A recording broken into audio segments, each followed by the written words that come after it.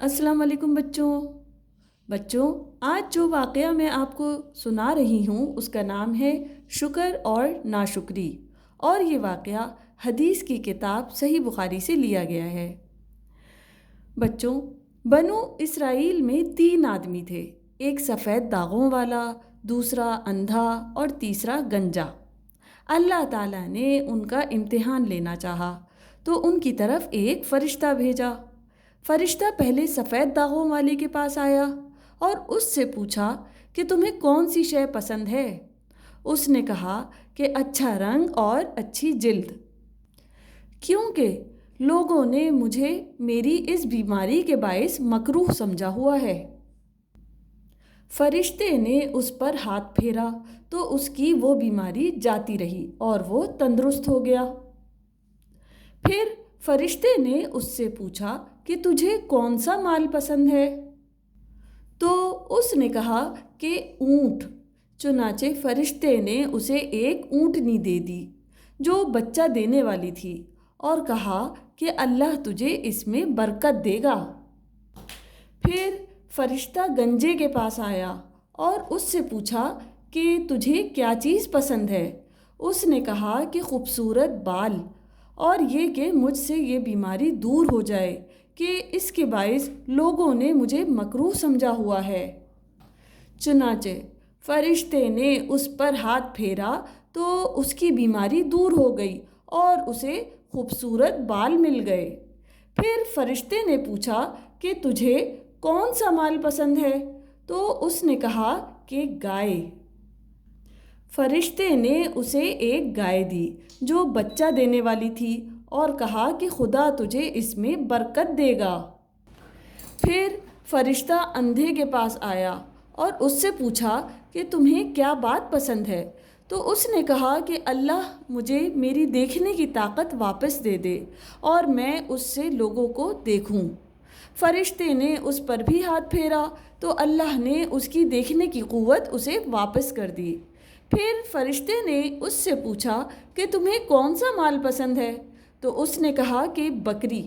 پس فرشتے نے اسے ایک بکری دے دی جو بچہ دینے والی تھی۔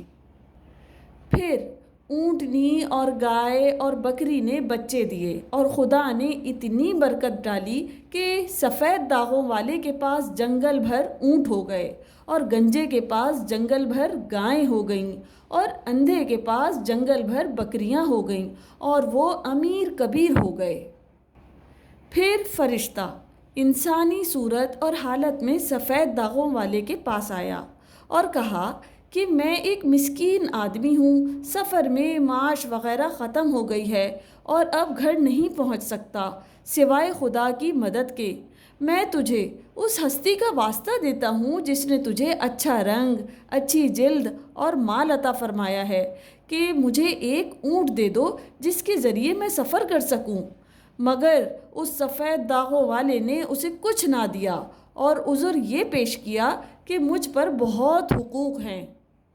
اس پر فرشتے نے کہا کہ میں تجھے خوب پہچانتا ہوں۔ کیا تو سفید داغوں والا نہ تھا اور لوگ تجھے مکروہ نہیں سمجھتے تھے؟ کیا تو مفلس نہ تھا؟ پھر اللہ نے تجھے مال عطا کیا۔ اس پر وہ ناشکرا کہنے لگا کہ یہ مال تو میں نے پشت سے ورثے میں پایا ہے۔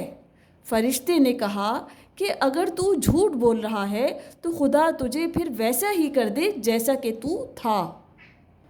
پھر فرشتہ اسی صورت اور حالت میں گنجے کے پاس گیا اور اسے بھی ویسے ہی کہا جیسے سفید داغوں والے سے کہا گیا تھا، تو اس ناشکرے نے بھی اسی طرح کا جواب دیا جس طرح کا سفید داغوں والے نے دیا تھا۔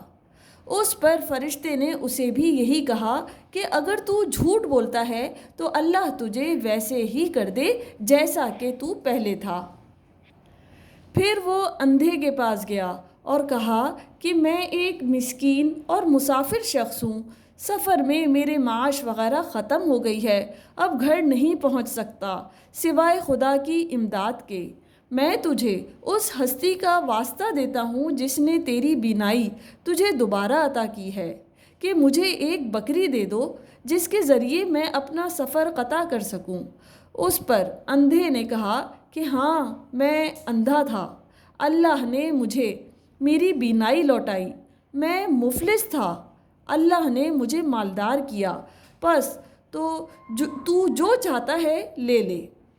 اس پر فرشتے نے جواب دیا کہ اپنا مال اپنے پاس ہی رکھ، یہ تو صرف تم لوگوں کا امتحان لیا گیا تھا، بس خدا تجھ سے راضی ہو گیا اور تیرے دونوں ساتھیوں سے ناراض ہو گیا۔ جی پیارے بچوں، میں امید کرتی ہوں کہ آپ کو شکر اور ناشکری کا یہ واقعہ بہت پسند آیا ہوگا۔ پھر میرے چینل کو لائک کرنا، شیئر کرنا اور سبسکرائب کرنا بالکل نہیں بھولیں۔ شکریہ۔